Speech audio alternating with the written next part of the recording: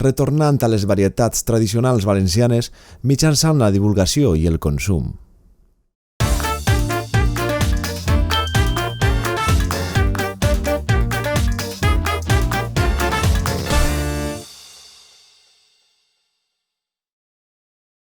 Hola, soc Sara, alumna de l'Escola Altaviana, i ara anem a elaborar una recepta de panells de carabassa i coco amb una de les varietats de carabassa, la carabassa de torrat.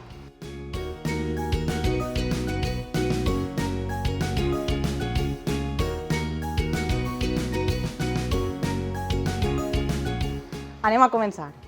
Comencem tallant la carabassa en trossos no massa xicotets. Ho fiquem al forn per a torrar-la.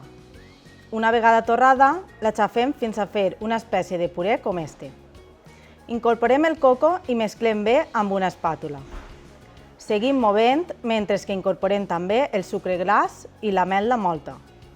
Unifiquem tots els ingredients en una mescla amb una textura pareguda a esta. Li donem forma de boles de 20 grams. Decorem amb una ametla. I finalment pintem amb rovell. I portem al forn, que ja estarà precalentat. Deixem 15-20 minuts a 170 graus i tindrem un postre per a xuplar-nos els dits. Bé, així tenim el resultat de la recepta.